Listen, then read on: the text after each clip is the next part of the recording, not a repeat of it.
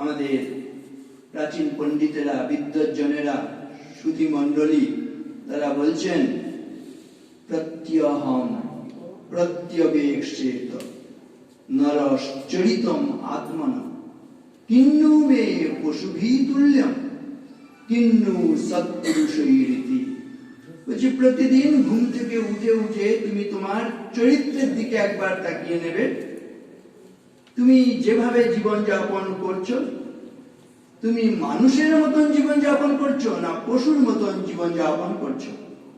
ঈশ্বরের আশীর্বাদে তুমি মানুষের জন্ম লাভ করেছ, কিন্তু আক্ষেপ একটি পশুর, যে ঈশ্বরের আশীর্বাদে মানুষের জন্মগ্রহণ করেও মানুষের কাজ করে না, পশুর কাজ করে।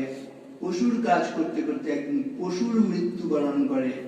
যে কিনা ঈশ্বরের আশীর্বাদে মানুষ হয়ে জন্মায় আর মানুষের মৃত্যুবরণ করার সৌভাগ্য হয় না, পশুর মৃত্যুবরণ করে, তার চাইতে হতভাগা কে আছে? একটি বনের মধ্যে দুটি পশুর মধ্যে মিত্রতা, সখ্যতা, বন্ধুত্ব হয়েছিল। একটি হচ্ছে হিংস্র নেকড়ে আর হচ্ছে একটি ধূর্ত শেয়াল। কেন বন্ধুত্ব হয়েছে? না, নেকড়েটি গায়ে বল আছে কিন্তু বুদ্ধিটা কম, আবার ওই যে ধূর্ত শেয়াল বুদ্ধি আছে কিন্তু গায়ে বল কম। শিকার জোটে না, উভয়কে অনাহারে থাকতে হয়। দুজনে ঠিক করলো না, আমরা বন্ধুত্ব করে এসো, তোমার বুদ্ধি আর হচ্ছে আমার শক্তি, নেকড়ের শক্তি আর শেয়ালের বুদ্ধি। বেশ সুন্দর দুজনার সেই সম্মিলনে শিকার খুব জুটছে, খুব আনন্দে দিন কাটছে। একদিন কথায় কথায় সেই নেকড়েটা বলছে, সেই হিংস্র নেকড়ে, শক্তিশালী নেকড়ে তার বন্ধু শেয়ালকে, সেই বুদ্ধিমান শেয়ালকে বলছে, শেয়াল ভাই, তোর যা বুদ্ধি করে মানুষের মতো। সেই শেয়াল শোনার সঙ্গে সঙ্গে বলছে, দেখ ভাই, আর যাই করিস তুই মানুষগুলোর সঙ্গে তুলনা করে আমার অপমান করিস না। যে কি, মানুষগুলোর সঙ্গে তুলনা করে তোর সম্মান কত বাড়ালাম, তুই তো সাধারণ একটি এই ধূর্ত শেয়াল, বুদ্ধিমান শেয়াল, কিন্তু মানুষ হচ্ছে ঈশ্বরের সৃষ্ট জীবের মধ্যে সর্বশ্রেষ্ঠ জীব। তার সঙ্গে তুলনা করে তোর সম্মান কত বাড়িয়ে দিলাম, আর তুই বলছিস তোর অপমান হয়েছে? কিন্তু তুই তো বুদ্ধিমান, নিশ্চয়ই কিছু কারণ আছে, সে কারণটা বল। তখন ওই ধূর্ত শেয়াল, বুদ্ধিমান শেয়াল বলছে, আমি শেয়াল হয়ে জন্মেছি, পশু হয়ে জন্মেছি, শেয়াল হয়ে মরবো, পশু হিসেবেই মরবো। তুই নেকড়ে হিসেবে জন্মেছিস, পশু হিসেবে জন্মেছিস, আর পশু হিসেবেই মারা যাবে। এতে কোনো আক্ষেপের কিছু নেই, দুঃখের কিছু নেই। কিন্তু মানুষগুলো মানুষ হয়ে জন্মাচ্ছে ঈশ্বরের আশীর্বাদে, মানুষের কাজ করছে না, পশুর কাজ করছে। পশুর কাজ করতে করতে একদিন পশুর মৃত্যুবরণ করছে। তাহলে সেই মানুষের সঙ্গে তুলনা করে আমরা অপমান করলি না? সেইভাবে এই থেকে আমাদের শিক্ষা নিয়ে প্রথম থেকেই চেষ্টা করতে হবে মানুষ হবার। স্বামী বিবেকানন্দ সেজন্য প্রার্থনা করছেন, হে জগদম্বে, তুমি আমায় মনুষ্যত্ব দাও, আমার দুর্বলতা, কাপুরুষতা দূর করো, আমায় মানুষ করো। পুণ্যে পাপে, দুঃখে সুখে, পতনে উত্থানে মানুষ হইতে দাও তোমার সন্তান। এবার এই যে মানুষ হওয়া, এটি হচ্ছে মানুষের মূল্যবোধ। আমি বলবো, এই মাইকটার মূল্য কতটা?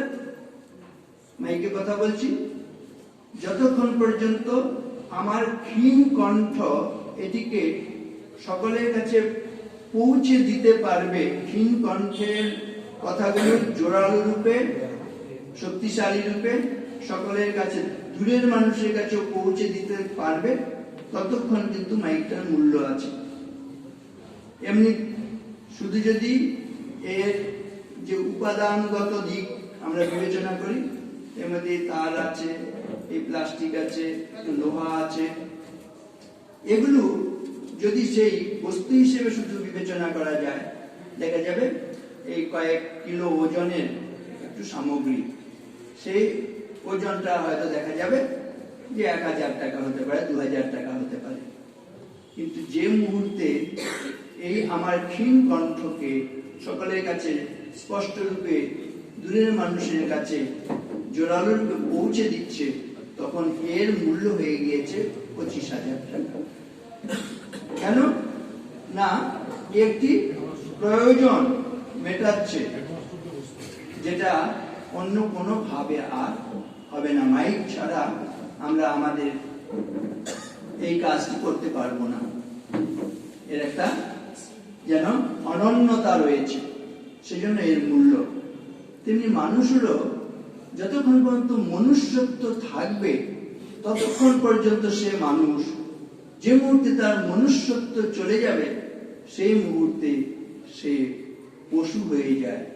তখন হচ্ছে ওই হাহাকার, ক্রন্দন, রক্তপাত, নির্যাতন, নিষ্পেষণ, বঞ্চনা, এগুলো সব আসে যখন আমরা ওই মনুষ্যত্বকে হারিয়ে ফেলি। সেজন্য তাহলে বিদ্যাভ্যাস প্রথম 25 বছরের মধ্যে, দ্বিতীয় বলা হয়েছে বিচারশ্চ। বিচার মানে হচ্ছে বিচার বিবেক। শ্রীরামকৃষ্ণের কথা হচ্ছে যার মান আছে আর হুঁশ আছে তিনি হচ্ছে সত্যিকারের মানুষ। আত্মমর্যাদা বোধ, মান আর হুঁশ, আমি কি করছি, মানুষের কাজ করছি না পশুর কাজ করছি, এটা সম্বন্ধে যদি আমাদের এই বিচার বোধ বর্তমান থাকে তাহলে আমি আপনি ঠিক ঠিক মানুষ। বলা হচ্ছে কাম ক্রোধশ্চ লোভশ্চ দেহে তিষ্ঠন্তি তস্করা জ্ঞান রত্নম অপহারী তস্মাৎ জাগ্রত জাগ্রত। বলছে কাম ক্রোধ লোভ, এই যে রিপুগুলো বলছে শরীরের মধ্যেই, আমার আপনার শরীরের মধ্যে অবস্থান করে আমার আপনার প্রতি শত্রুতা করছে। বাইরের দস্যু তস্কর আমার আপনার কাছে যদি ধন সম্পদ, টাকা পয়সা, গয়নাগাটি থাকে, এসে হুমকি দিল বা আঘাত করলো, আঘাত করে সেগুলো আমার কাছ থেকে ছিনিয়ে নিল। যদি শরীরে আঘাত লাগে, আবার ডাক্তারবাবুদের কাছে গেলে তিনি চিকিৎসা করলে, ইঞ্জেকশন দিলে, ব্যান্ডেজ করলে সেই শরীরের যে ক্ষত সেটা সেরে যায়। আবার উদ্ধার করলে আমরা আবার সেই ধন দৌলত, অর্থবিত্ত, গয়নাগাটি যেগুলো সেই তস্কর বা দস্যু সেগুলো লুণ্ঠন করে নিয়েছে আমার আপনার কাছ থেকে, সেগুলো আবার আমি আপনি লাভ করতে পারি।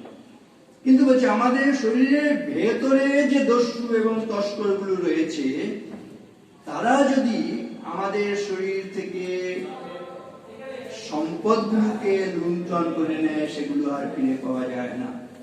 সেই সম্পদগুলো কি কি সেটা বলতে গিয়ে বলছে জ্ঞান রত্ন। জ্ঞান রত্ন মানে হচ্ছে বিচার এবং বিবেক। এই বিচার বিবেককে লুণ্ঠন করে নিচ্ছে ওই কাম ক্রোধশ্চ লোভশ্চ। দেহে তিষ্ঠন্তি তস্করা, দেহের মধ্যেই এরা দস্যুরা, তস্করেরা অবস্থান করছে। জ্ঞান রত্নম অপহারী, এই জ্ঞান রত্ন মানে বিচার বিবেককে, হুঁশকে নিয়ে চলে যাচ্ছে, চিন্তায় করে নিয়ে যাচ্ছে। আর হুঁশ না থাকলে, বিচার বিবেক না থাকলে আমি আপনি পশু হয়ে যাই, পশু থাকি। সেজন্য প্রথম থেকেই বলছে আমাদের কি করলে আমরা মানুষ হই, কি করলে মানুষ হই না পশু হয়ে যায়। খুব সুস্পষ্ট ভাবে আমাদের দেশে কিন্তু আমাদের পূর্বপুরুষেরা সেগুলো বলে দিয়েছেন। দুর্ভাগ্য আমাদের, এগুলো নিয়ে বাড়িতে চর্চা নেই, এগুলো নিয়ে শিক্ষা প্রতিষ্ঠানে চর্চা নেই। অথচ এইসব ভাবগুলোকে বিদেশিরা এক একজন সেগুলোকে গভীরে প্রবেশ করে পড়াশোনা করে ভারতীয় ভাবনাগুলোকে নিয়ে যখন নাকি একটা সুন্দর বই বার করে দিল, সেটা বেস্ট সেলার হিসেবে সারা বিশ্বে নাম করছে। কিন্তু ভাবগুলো দেখবেন ওই ভারতীয় ভাবনার মধ্যে নিহিত রয়েছে। মনুষ্যত্ব কোনগুলো বলতে গিয়ে কোনগুলো মনুষ্যত্ব আর কোনগুলো মনুষ্যত্ব নয় বলা হয়েছে, সুস্পষ্ট ভাবে বলেছে 7টা গুণ থাকলে, 7টা মূল্যবোধ থাকলে আমি আপনি মানুষ, তা না হলে আমি আপনি পশু স্তরে হয়ে যাই। বলেছে কি, যেসাম ন বিদ্যা ন তপো ন দানম জ্ঞানম ন শীলম ন গুণো ন ধর্ম ते मर्त्य लोके भुवि भारभूता मनुष्य रूपेण মৃগাশ্চরন্তি। মৃগ হচ্ছে পশু, হচ্ছে মানুষের শরীর, কিন্তু মানুষ হয়েও আমরা পশুর জীবন যাপন করি। যখন আমার মধ্যে আপনার মধ্যে এই 7টি গুণ না থাকে, একেবারে সুস্পষ্ট ভাবে বলে দিয়েছে, অস্পষ্টতা কিচ্ছু নেই। 7টা গুণ থাকলে মানুষ, তা না হলে পশু। বাংলায় বললে এরকম দাঁড়ায়: জ্ঞান, শীল, নীতি, ধর্ম, তপ, বিদ্যা, দান, সপ্তশীলে মনুষ্যত্ব, জানিও সন্ধান। সপ্তশীল ব্রত নর, নারায়ণ প্রায়, অন্যথা সে ভূমি ভার, পশুবধ হয়। প্রথমে কি করতে হবে? জ্ঞানের চর্চা করতে হবে, বিচার বিবেক এর অনুশীলন করতে হবে। যদি করি আমি আপনি, তাহলে মানুষ, না হলে পশু। এক জানার নাম জ্ঞান, অনেক জানার নাম অজ্ঞান। শ্রীরামকৃষ্ণের সহজ কথায় ঐক্য থাকবে, সেখানে এই ভাবনাগুলো থাকবে। একম সদ বিপ্রা বহুধা বদন্তি। এক ঈশ্বর আছেন, আমরা ভিন্ন ভিন্ন ভাবে তাদের দেখতে পারি, কিন্তু সকলের মধ্যে সেই আমার শরীরের শিরায় শিরায় যে প্রাণ তরঙ্গমালা রাত্রি দিন ধায়, সেই প্রাণ ছুটিয়াছে বিশ্ব দিগ্বিজয়ে। সেই প্রাণ অপরূপ ছন্দে তালে লয়ে নাচিছে ভুবনে। সেই প্রাণ চুপে চুপে বসুধার মৃত্তিকার প্রতি রোম কূপে। লক্ষে লক্ষে তৃণে তৃণে সঞ্চারে হরসে বিকাশে পল্লবে পুষ্পে বরসে বরসে বিশ্বব্যাপী জন্ম মৃত্যু সমুদ্র দোলায় দুলিতেছে অন্তহীন জোয়ার ভাটায়। প্রতি অনুপরমাণু প্রত্যেকের মধ্যেই সেই এক চৈতন্যের খেলা চলছে। চৈতন্যাৎ সর্বমুৎপন্নম জগদে তচ্চরাচরম তস্মাৎ সর্বেষু কালেষু চৈতন্যস্তু সমাশ্রয়। আমরা চৈতন্যের মধ্যেই ছিলাম, চৈতন্যের মধ্যে আছি, চৈতন্যের মধ্যেই যাব, কিন্তু এই সম্বন্ধে আমাদের বোধটা নেই। এই বোধটাতে প্রতিষ্ঠিত হওয়া মানে আসলে সত্যিকারের জ্ঞান। এবং এই জ্ঞান প্রত্যেকের মধ্যে রয়েছে, শুধু পুরুষের মধ্যে রয়েছে বললে হবে না, পুরুষ নারী সকলের মধ্যে রয়েছে। সহজ কথায় নজরুল বলছেন, বিশ্বের যা কিছু মহান সৃষ্টি চিরকল্যাণকর, অর্ধেক তার করিয়াছে নারী, অর্ধেক তার নর। জগতের যত বড় বড় জয়, বড় বড় অভিযান, মাতা ভগ্নী ও বধূদের ত্যাগে হইয়াছে মহিয়ান। কোন রণে কত খুন দিল নর, লেখা আছে ইতিহাসে। কত নারী দিল সিঁথির সিঁদুর, লেখা নাই তার পাশে। কত মাতা দিল হৃদয় উপাড়ি, কত বোন দিল সেবা, বীরের স্মৃতি স্তম্ভের গায়ে লিখিয়া রেখেছে কেবা। কোন কালে একা হয়নি জয়ী পুরুষের তরবারি, প্রেরণা দিয়াছে শক্তি দিয়াছে বিজয় লক্ষ্মী নারী। রাজা করিয়াছে রাজ্য শাসন, রাজারে শাসিল রানী, রানীর দরদে ধুইয়া গিয়াছে রাজ্যের যত গ্লানি।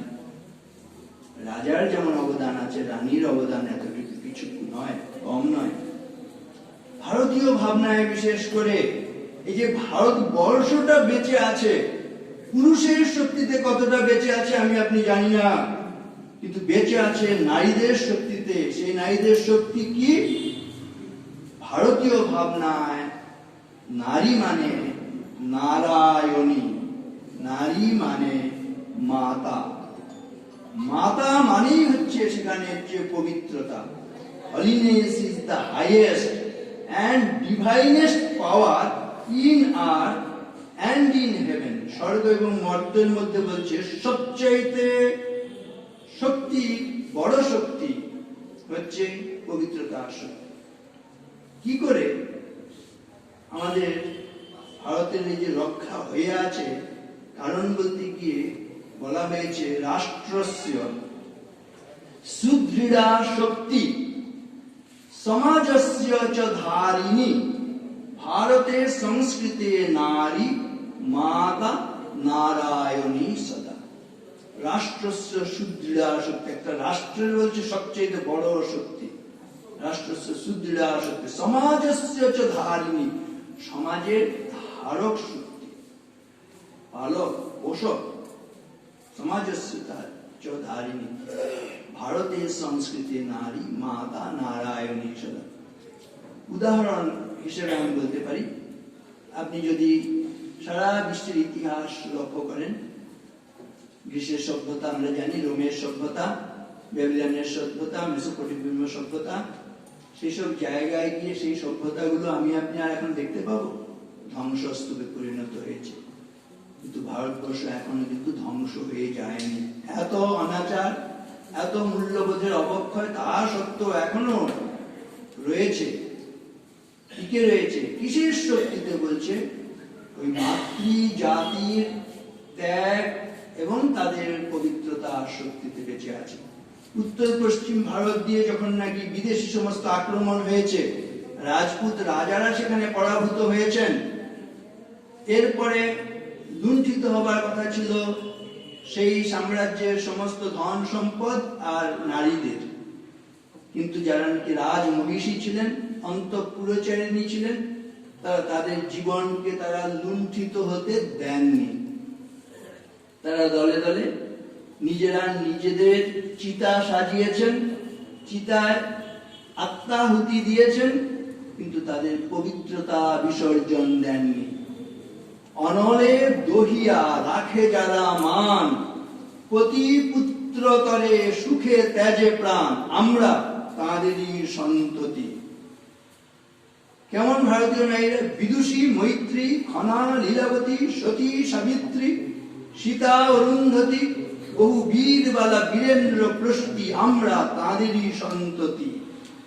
অনলে দহিয়া রাখে যারা মান, পতি পুত্র তরে সুখে ত্যাজে প্রাণ, আমরা তাঁদেরই সন্ততি। এমন মায়ের ছেলে মোরা দুর্বলকে বলে। এই হচ্ছে মূল্যবোধ, ভারতীয় মূল্যবোধ। স্বামীজি বলছেন, truth, purity and unselfishness, wherever these are present, there is no power below or above the sun to crush the possessor thereof. Equipped with these, one individual is able to face the whole universe in opposition. যে truth, তার মধ্যে যে সত্য থাকে, এই মূল্যবোধ, purity, পবিত্রতা থাকে, and unselfishness, নিঃস্বার্থপরতা থাকে, এই তিনটি যদি মূল্যবোধ যদি কারোর মধ্যে থাকে, truth, purity and unselfishness, wherever these are present, there is no power below or above the sun to crush the possessor thereof.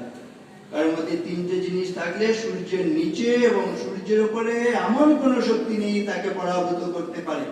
আর এই তিনটে শক্তি যদি কারোর মধ্যে থাকে, সত্য, পবিত্রতা এবং নিঃস্বার্থতা, তাহলে সারা বিশ্ব ব্রহ্মাণ্ডে যদি এই ব্যক্তির বিরুদ্ধে দাঁড়ায়, একক ব্যক্তি হিসেবে এই ব্যক্তি, এই মূল্যবোধ সম্পন্ন ব্যক্তি জয়ী হবেন, আর বিরোধী পক্ষ তারা হচ্ছে পরাভূত হবেন, এতে কোনো সংশয় নেই। এই হচ্ছে ভারতীয় ভাবনা, শক্তি। তাহলে বিদ্যাভ্যাস বলেছিলাম, বিচারশ্চ। বিচার মানেই হচ্ছে তাহলে ভাবিয়া করিও কাজ, করিয়া ভাবিও না। এজন্য একটা সুন্দর ফর্মুলা আছে, কি কি বিচার করব। আমরা এর জন্য একটা ওয়াচ ফর্মুলা নিতে পারি, WATCH, ওয়াচ। ওয়াচ মানে আমরা জানি ঘড়ি। ঘড়ি মানেই হচ্ছে সময় দেখি। সময় সম্বন্ধে আমরা সচেতন কিনা এটা বুঝতে হবে, এক নম্বর। তারপরে এই ওয়াচ কথাটা আরেকটি অর্থ, ঘড়ি ছাড়া ওয়াচ করা মানে লক্ষ্য করা। কি কি জিনিস লক্ষ্য করব ওয়াচ কথাটার মধ্যে রয়েছে, WATCH, হচ্ছে watch your word, W for word, watch your word, A for action, watch your action. কি কাজ করছি সেদিকে যেন লক্ষ্য রাখি। W দিয়ে ওয়ার্ড মানে কি কথা বলছি সেদিকে যেন লক্ষ্য রাখি। কথা বলা কিন্তু সুন্দর কথা বলা, ভালো কথা বলা, গূঢ়ভাষী না হওয়া, এটা অন্যতম মূল্যবোধ। কি কথা বলছি সেদিকে যেন লক্ষ্য রাখি। এ হচ্ছে অ্যাকশন, কি কাজ করছি সেদিকে যেন লক্ষ্য রাখি। টি ফর থট, কি চিন্তা করছি সেদিকে যেন লক্ষ্য রাখি। এটা এক ধরনের মূল্যবোধ। কুচিন্তা করছি না, সুচিন্তা, সৎচিন্তা করছি। টি, সি ফর ক্যারেক্টার, কিরকম চরিত্র তৈরি হচ্ছে সেটি যেন লক্ষ্য রাখি। এইচ ফর হ্যাবিট, কিরকম অভ্যাস তৈরি হচ্ছে সেটা যেন লক্ষ্য রাখি, তাহলে ভালো থাকবো। এই কথাটাকে আর একটু রিসাফল করতে হবে। প্রথমে হচ্ছে watch your thought, they become your word, watch your word, they become your action, watch your action, they become your habit, watch your habit, they become your character, watch your character, they become your destiny. Destiny মানে হচ্ছে ভাগ্য। আজকে আমার আপনার দুর্ভাগ্য হয়েছেন, দুর্ভাগ্য মানে নরক ভোগ, যন্ত্রণা হচ্ছে, কষ্ট হচ্ছে। কেউ আমরা দুর্ভাগ্য চাই না, কেউ নরক ভোগ চাই না, কিন্তু নরক ভোগ কেন হচ্ছে দেখবেন। বলছে প্রথমে ছিল ওয়াচ ইউর থট, চিন্তাটা দিকে লক্ষ্য রাখবে। চিন্তা যদি খারাপ করি, কুচিন্তা করি, তাহলে মুখ দিয়ে কুকথা বেরোবেই বেরোবে। কুকথা বলতে বলতে হাত দিয়ে কুকাজ হবে, হাত দিয়ে কুকাজ করতে করতে কু অভ্যাস তৈরি হবে, কু অভ্যাস তৈরি হলে দুশ্চরিত্র তৈরি হবে, দুশ্চরিত্র তৈরি হলে দুর্ভাগ্য হবে, নরক ভোগ হবে। অঙ্কের ফর্মুলা, কুসঙ্গতে কুবুদ্ধিস্যাৎ। এবার বলছে কুচিন্তা আবার কখন করবে? যখন তুমি কুসঙ্গ করবে তখন কুচিন্তা হবেই হবে। বারবার কানে কুমন্ত্রণা দিতে দিতে আমি আর আপনি ভালো চিন্তা করতে পারবো না। আমার ভালো চিন্তা সেটা হচ্ছে অবদমিত হয়ে যাবে। সেটা হচ্ছে কুসঙ্গতে কুবুদ্ধিস্যাৎ, কুবুদ্ধেশ্চ কুচেষ্টিতম, কুচেষ্টাতো ভবেৎ প্রাণী বিপদাম ভাজনম পুনঃ। সেজন্য কুসঙ্গ সম্বন্ধে আমাদের হচ্ছে সচেতন হতে। তাহলে কি হবে? আমি আপনি তাহলে নরক ভোগ চাই না, দুর্ভাগ্য চাই না, আমরা স্বর্গ সুখ চাই, আনন্দ লাভ করতে চাই, সৌভাগ্যের অধিকারী হতে চাই। কি করতে হবে? এই যে ফর্মুলা যেটি বলা হলো, এর ঠিক বিপরীত আচরণ করতে হবে। প্রথমে ছিল কারণটা, উৎসটা ছিল দুর্ভাগ্যের, নরক ভোগের, উৎসটা ছিল কুসঙ্গ। তাহলে আমি স্বর্গ সুখ চাই, কুসঙ্গের জায়গায় শুরুটা করতে হবে সৎসঙ্গ দিয়ে।